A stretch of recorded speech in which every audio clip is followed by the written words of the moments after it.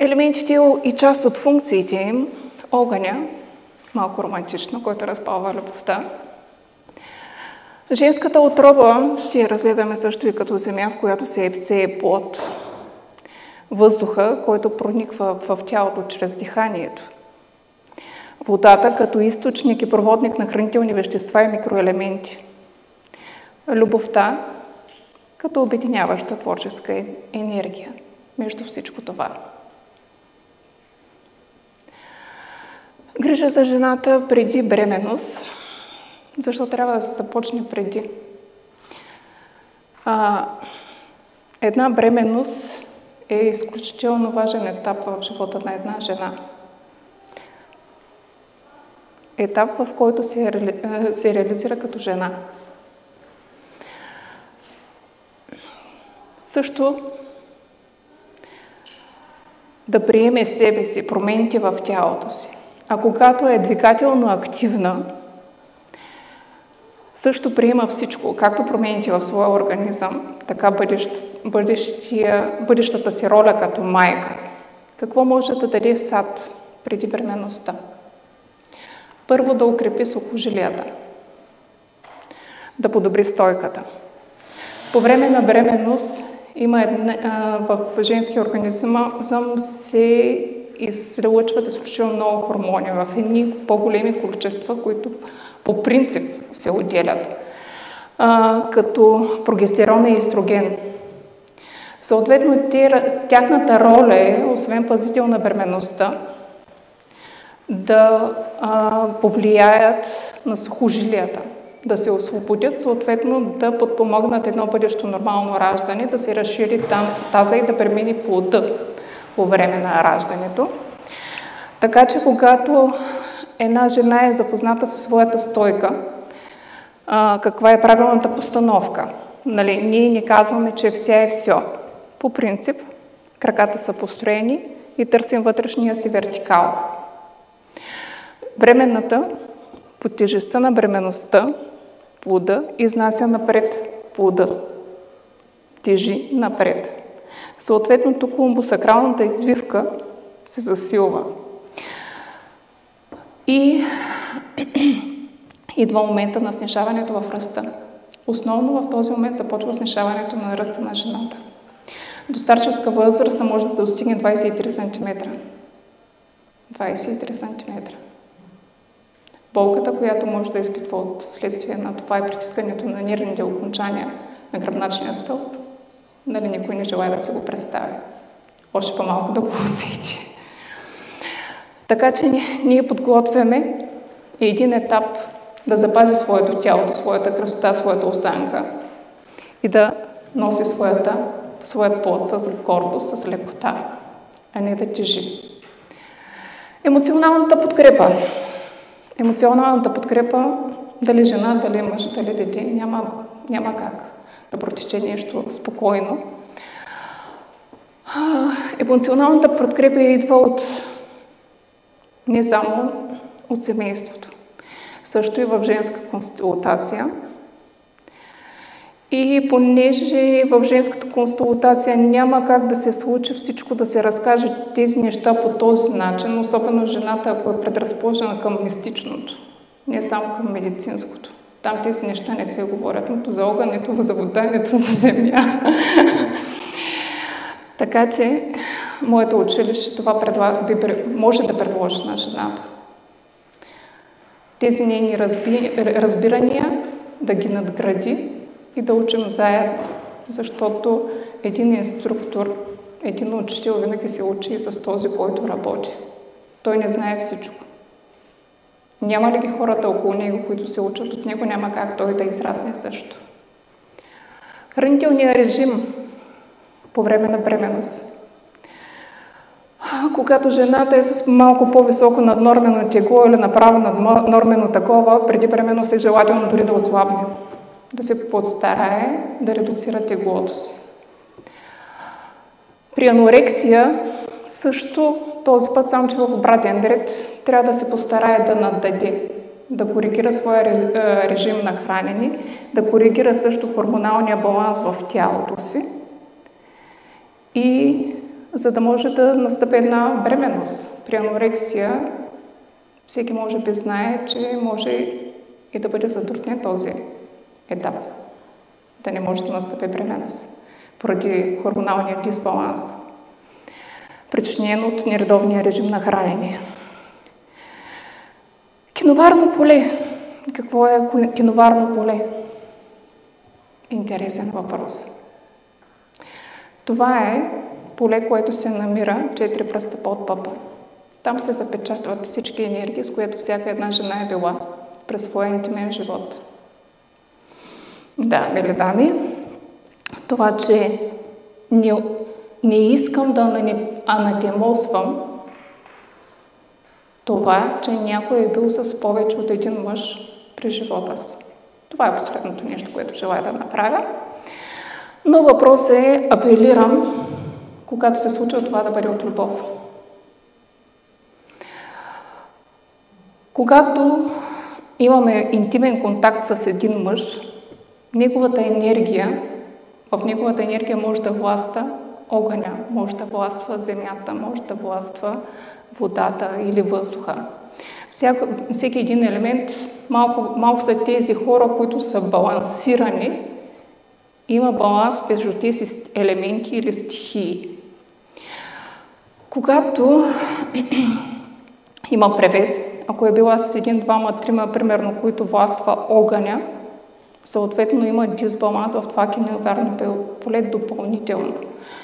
Не съм го чела, но аз смятам, че едно замърсено киноварно поле може да доведе и до аутизъм на бъдещия плод.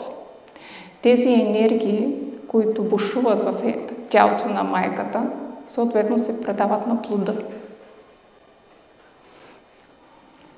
Може ли се върши? Един любопитен факт за тези, които освен желаят да забременят, но желаят да избегнат една такава евентуална бременност. Мили дами, тези, които разчитат на естествения метод на забременяване, вие можете да забременеете 3 до 5 дни след самия полуфакт, които са. Как се случва това? В принцип, яйцеклетката може да бъде оплодена до 24 часа от отделянето, но сперматозоидите, когато се депонират във влагалището на жената, в задния свод, те преминават към цервикса. По време, когато наближава овулацията и по време на самата овулация, се отделя една слуз, която е по-лепкава и разтеглива. Тя се явява и малко като хранителна среда.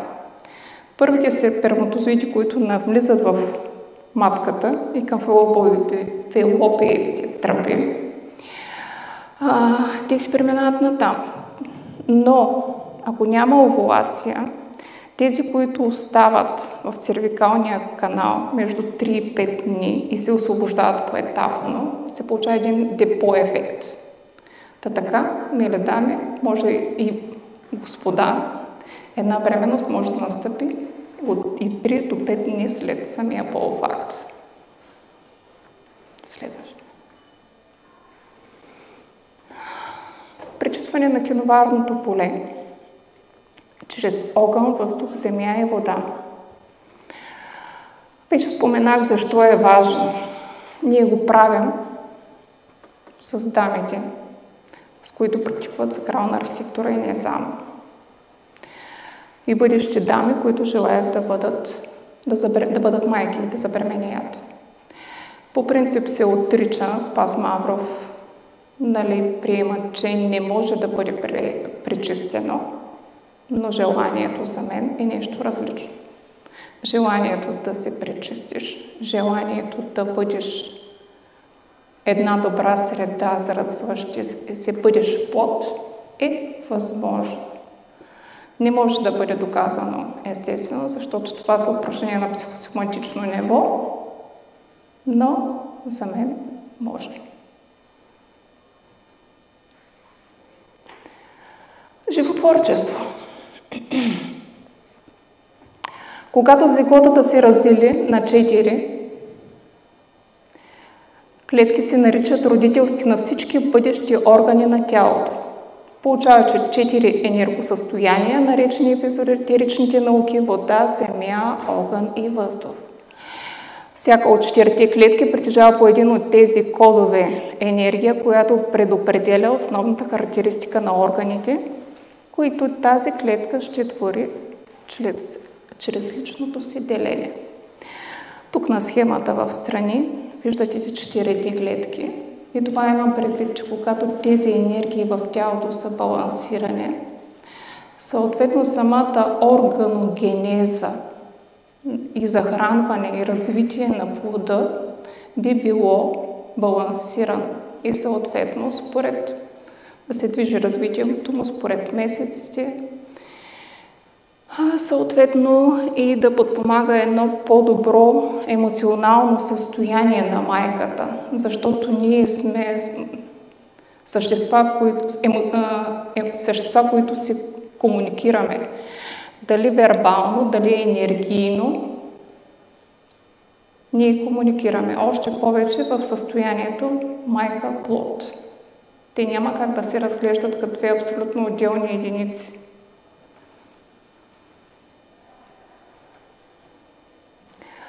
Роля на 4 елемента по време на бременност според Юнг.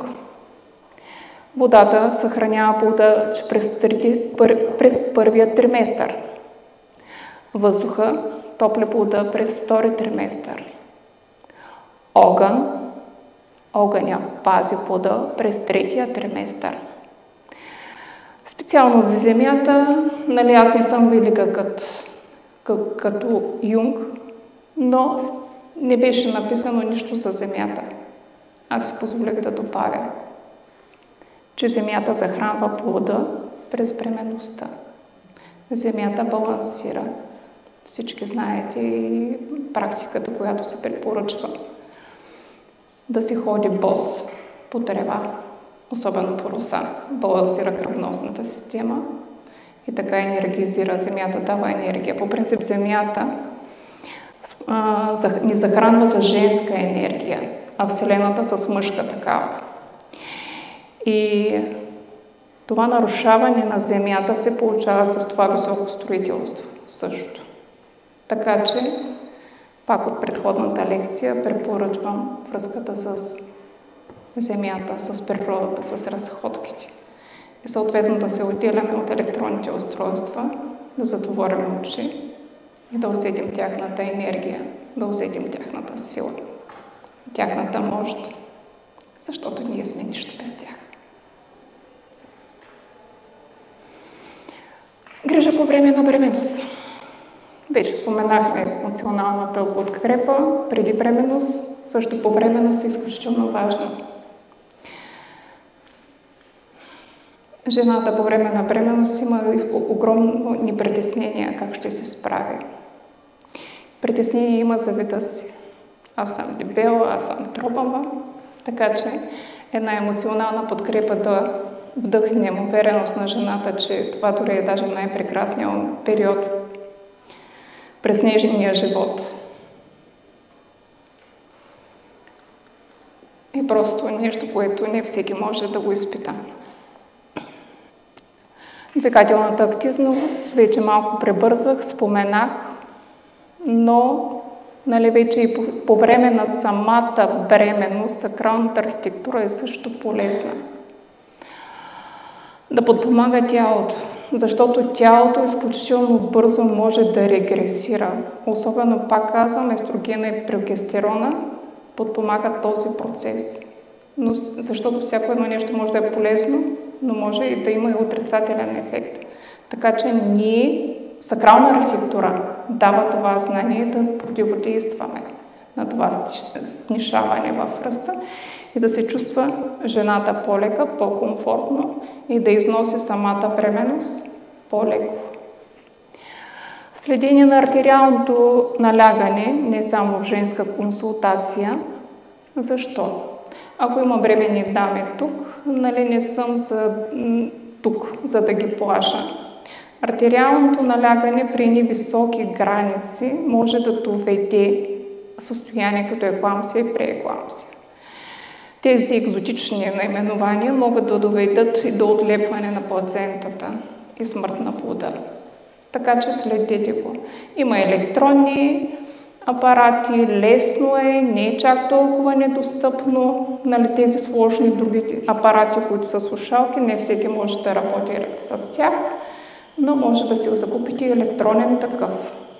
Съответно, всеки един акушер-гинеколог може да даде съвет какво да се прави в настоящия момент, така че се прави връзка в такива моменти, ако се установи нарушаване на артериалното налягане, естествено за по-високи граници. Като трябва също да се има предвид, че, както каза предходния лектор, 140 на 100 приблизително са максимални, но пак също трябва да има предвид с какви стойности по принцип има съответната жена. Ако поддържа едно ниско артериално налягане 90 на 60, 140 дъхротни на 100 е вече изключително много за нея. Така че и това трябва да се има предвид. Не само стандартите, а какво е стандарт за самата бремена. Храненето, не е хубаво, не е препоръчително да се храни да приема храни с кухи въглехидрати, като шоколади, пържени храни, колкото и да е досадно, хубаво е да се ограничава.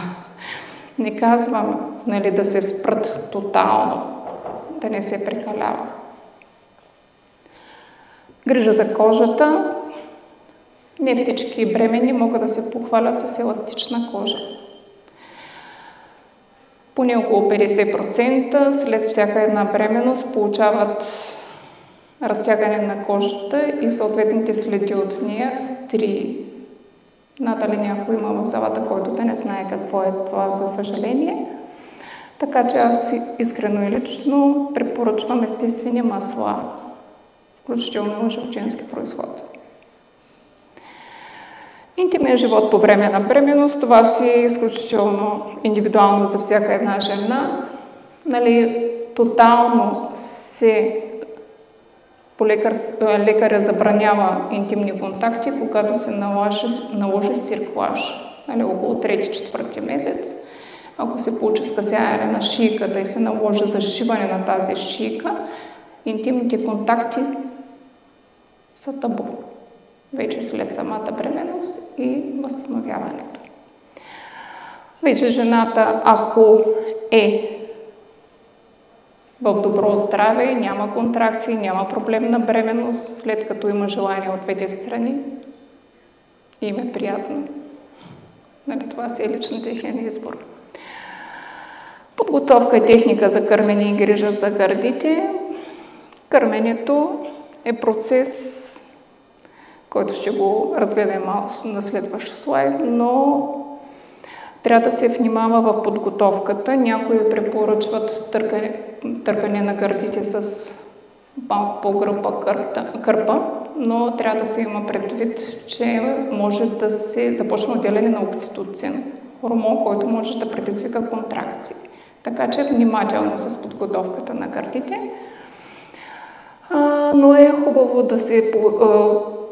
да се премине на теоретична подготовка за кърмене, техники за кърмене, как да се подхване бебето, че трябва да се редуват гърдите, трябва да се изпразват напълно резервоарите, гърдите да се проверят за допълнително. Така може да се стимулира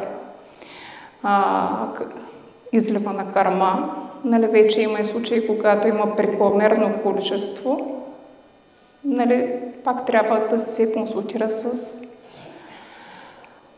своя акушер-гинеколог, как да се регулират, защото може да бъде с медикаменти. Акушерката няма право да предписва такива. Запознаване и избор с механизма на раждане. Сега официално, неофициално, всеки един знае, че може да се предпочете и оперативно раждане и да бъде реализирано такова. Моята роля тук е да стимулирам и да апелирам към нормален механизъм на раждане.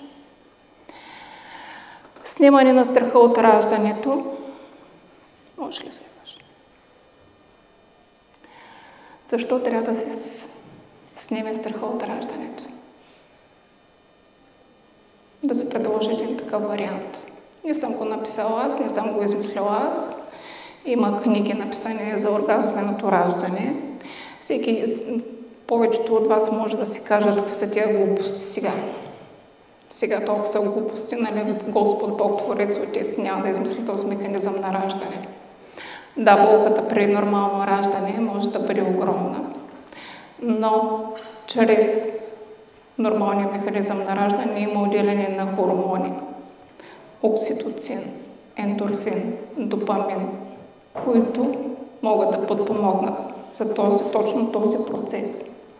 И оргазъм като оргазъм е хубаво да го разглеждаме не само като полов акт и върха, неговия връх съответно.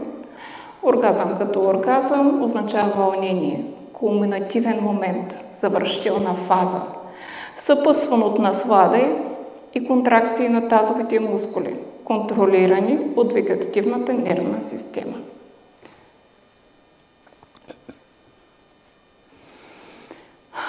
Как може да се достигне до едно оргазмено раждане и защо апелирам към такова? Ще кажа малко по-късно, но как да го достигнем? Уединение. Всеки един знае как ражда едно животно.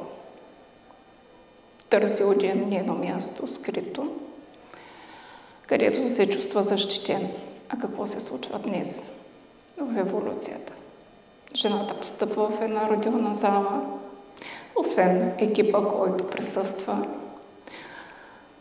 Може да бъде съпътствано с присъствие на аорта стажанти, които неотдавна бях и аз от тях. Ако има такива жени, които съм присъствала на техните раждания, аз съжалявам. Нали, просто необходимост. Но всяка една жена може да каже: аз не желая да присъстват външни лица. Ако не е окей. Така може да се достигне спокойствие и вяра. Но спокойствието и вярата също могат да се постигнат чрез запознаване на екипа и мястото на раждане. За съжаление, по време на COVID не е имало възможност да се посети. Нали, отворените врати са били забранени. Сега не знам в настоящия момент какво се случва, но се надявам да има такива. И жената да може да види и да познае екипа, чрез който ще протече раждането, не само с акушер-гинеколога. Но поне може да се запознае с този, който ще води раждането. И аз по-скоро насочвам жените и апелирам да има избор на екип.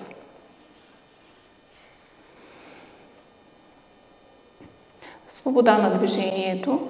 Свободата на движението също може да бъде чрез следение на тоновете соники. Това е един уред, който може жената да не е вързана, нали? Във всеки един момент по време на раждането може да се раздвижи. Така че когато познава екипа, може малко и да е грозно, но може евентуално да си позволи по-голяма свобода.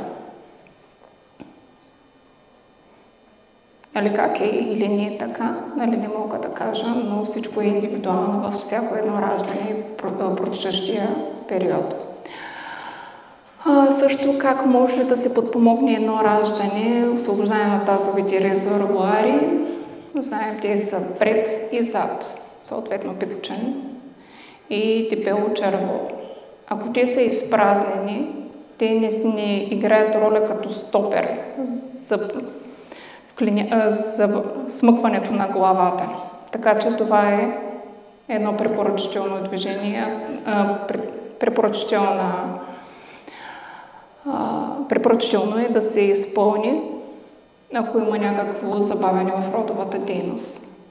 Жената може да го направи и сама, има лаксативи, също може да направи консулт с своя следящ бременността гинеколог и да приеме такива. И може да освободи тазовите си резервоари преди самото раждане и да не е необходимо да се прави клизма. Достатъчно има други манипулации, за да се правят и такива. Познаването на собственото тяло е механизъм на преднатилно раждане. Мили дами, не всяко позиция на плода, когато е надолу с главата, е правилна такава. При задно-тилно раждане може да се получи вклиняване, особено на доносен и гигантски плод. Главата се вклинява и оттам нататък трябва да се премини към секцио. Иначе разкъсванията, родовият травматизъм би бил голям, ако успее изобщо да премини плода през родовия канал. Техника на напъване и усвояване, на отдаването.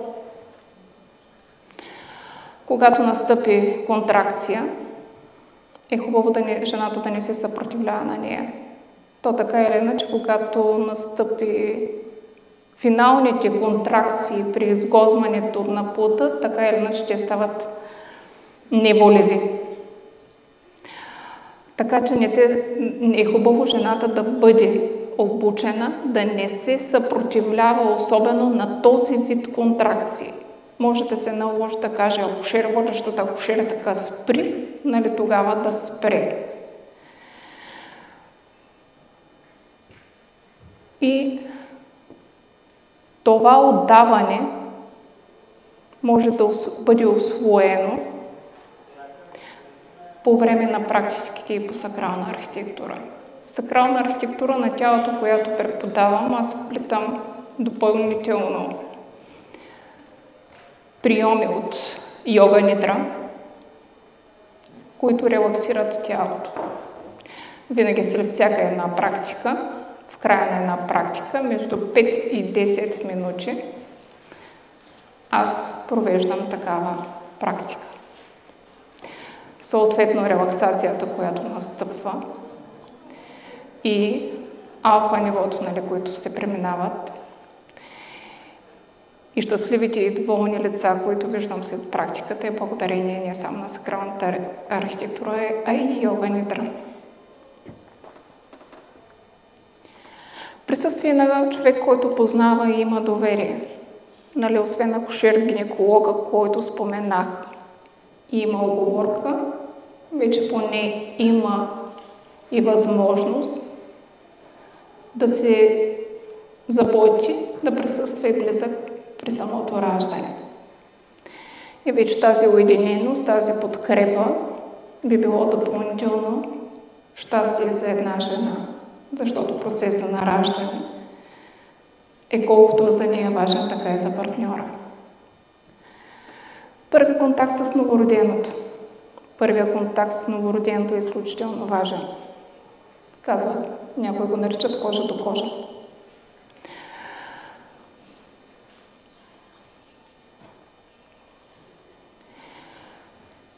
Само да се довърши мисълта за кожа до кожа. Адаптацията на новороденото е доста по-добро. Съответно, то може да е току-що родено, да смятаме, че то няма чувства, няма емоции, но то усеща. То знае дали е близко до майката, дали е само, дали е подкрепено. Също майката е по-добре приема адаптацията към този период вече на майчинството. И съответно депресивните състояния, които са налични при някои родилки, да бъде минимизирано. Ползи от оргазменото раждане. по-малко родови травми. Защо има по-малко родови травми? Защото се релаксират максимално тазовите мускули, кости. И това подпомага преминаването на плода по един по-атравматичен начин. По-малък процент на епизиотомиите вследствие на казаното от мен. Намален процент след родилните депресии, както казах. Засилване на връзка майка-бебе, родилка-съпруг или партньор. Желанието да кърви също е по-добро, по-висок процент. Виждала съм, за съжаление, момичета, жени, които отказват абсолютно да кърмят. Не желаят този процес, а гърдите им са напръщели. Вярвайте ми, като майка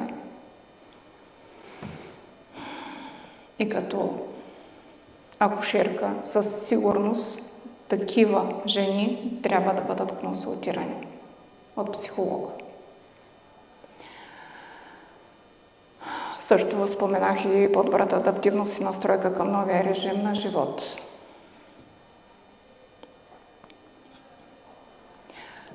Грижа след раждане, хигиена и храненето на новороденото. Както споменах, кърменето се препоръчва.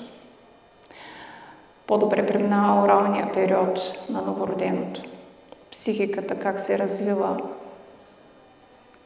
всичко как се случва в душата на жената, на детето, за това записах и вече съм семестриално завършила по психология и психосоматика. Защото всеки един медицински специалист, за мен уважаващ себе си, трябва да премине едно такова допълнително обучение. Така му помага един пациент да не го вижда само като пациент, да вижда неговата душа, да вижда неговото състояние и да даде ни по-добре грижи, както за майката, така и за плода, новороденото. Следение на еволюцията на органи и системи. 40 дни, приблизителния период на еволюция на органите и системите. Това е едни огромни промени се случват.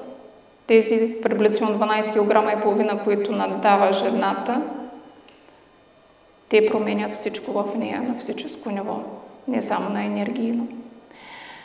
Така че тези 40 дни на еволюция на органите и в нейното възстановяване отново трябва да има подкрепа, както на близки, така и на такива, които са преминали през този процес и да й помагат, ако няма възможност за помощ, друга компетентна помощ отвън. Гимнастиката също подпомага възстановяването и този отново пак ще спомена естрогени и прогестерон, които са въздействали на сухожилията на костите, да се възстановят и да няма последици снижаване на ръста по време на бременността. Не само на връщането на старите форми на тялото и да повишаване на самочувствието на бременната, на родилката. Кога е възможно възстановяване на половия живот? 40 дни след раждането, ако няма други по-големи родови травми.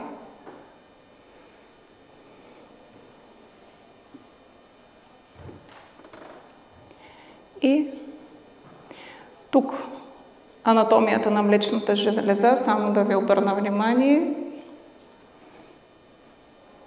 като корени. Прилича ли ви на корени? Това са ацини, това са млечните канали, които вливат и се изливат от зърното. Тук е енергията, която се излива също към новороденото. От гърдите, по принцип, излиза и жизнена енергия. Ци, може би там излиза и другите по-арогантни названия на външните полови белези на жената. Някои я наричат ци, други прана. И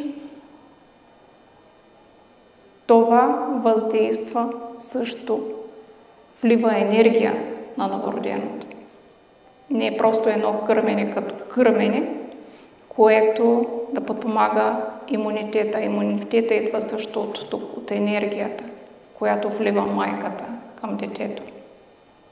Огъня, въздуха, земята, водата и своята любов към него. Благодаря.